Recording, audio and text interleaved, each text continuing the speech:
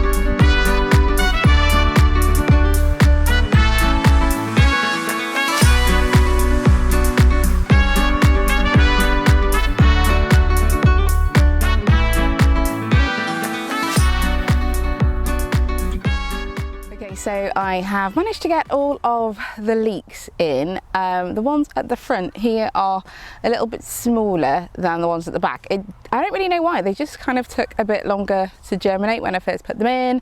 And so yeah, this is what we've got. So yeah, I'm just hoping that they will grow well. I'm using the Charles Dowding method of multi-sowing leeks. So we'll see how they get on. Hopefully, come sort of like winter time, we'll actually be able to harvest some and we'll have some lovely soups and stews and things for winter meals. So let's just see how it goes, really. I've decided that I am actually going to pull the second set of potatoes. Here we go. Oh yeah, so you can see those. So I'm just going to pull these because they really just don't look very happy yellowing. They've obviously been attacked quite intensively by slugs, at least this front section have. So yeah, I'm going to pull them, I'm going to pop them in a second bucket, and then I will bring you back to have a look and see what I've harvested in a minute. This little guy is loving the comfrey. Look at him picking it all away. I love this plant, you know, it is like so good for fertilizing your soil, helping your plants to grow, but it's also so loved by insects. It always brings loads of them out. Okay, so I've cleared the Charlotte potatoes out, so I've just got the Desiree potatoes left, and I have hilled them up a bit further with some extra compost, and hopefully that will keep them quite happy. Now let me take you over here and I'll show you. Let me take you over here so you can see them a bit closer. Now, I don't know if you can see that on the left of your screen, that the leaves are going a bit yellow. Ignore the brown spots on them, that's actually because I just dropped compost over the top of them. But they obviously do need a feed, so I'm gonna come back and do that. I'll probably actually just come back later this evening and do that so that I don't actually forget about them altogether. So I'll show you the potatoes that we just got out. Okay, so this is my side-by-side comparison.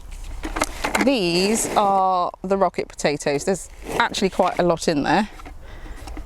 And these are the Charlotte. So I will weigh them when I get home and let you know which one I've done the best. I'm anticipating it probably is the Charlotte potatoes because all of those potatoes came from only 6 plants, and I'm pretty sure that I actually planted 8 of the Swift potatoes. I know I've already taken some out, but I do have a note of how much they weighed. I think they were about 700 grams, so we'll see. The Charlotte potatoes are also considerably bigger, a lot bigger than I thought they'd be actually, but yeah, I'm looking forward to eating them. Hey everybody, it's actually a couple of days later and I'm just here in my kitchen. I thought I'd just give you an update after weighing the potatoes. So I had a look back at some previous footage and I actually planted 10 Swift potatoes in that first half of the bed, and they gave me a yield of 2.75 kilograms. It's okay, I mean it's not a huge yield of potatoes, but I mean in fairness they do taste quite good, so that's, you know, that's a great thing. But I think it's probably partly because they are first early potatoes. I don't think they actually do yield massively, even though they are ready really early. The Charlotte potatoes, I had 6 seed potatoes that I planted, and I got a yield of 2.85 kilograms. So 4 potatoes less and actually a bigger yield anyway. So I think next year I will just plant those second early potatoes, the Charlotte, and then also do 1 bed of main crop. I probably won't bother with the really early ones because I don't think it was particularly worth it. I mean, it's kind of fun to get potatoes early in the season, but I think I'd rather have more of them, because I do tend to keep my Charlotte potatoes for quite a while. I'll just pop them in they're currently just in a basket in some with some paper on them in the garage, but they will last just fine out there. So yeah, I think I'll probably do that next time. But you know, it's always an experiment, isn't it? You know, whenever you try something, I've never grown swift potatoes before, but actually, you know, they taste really lovely. And I think, and if you want to have an early harvest, they're fabulous because actually they are ready in like 10 weeks, which is pretty impressive. So if you like that, that's fine. Give them a go.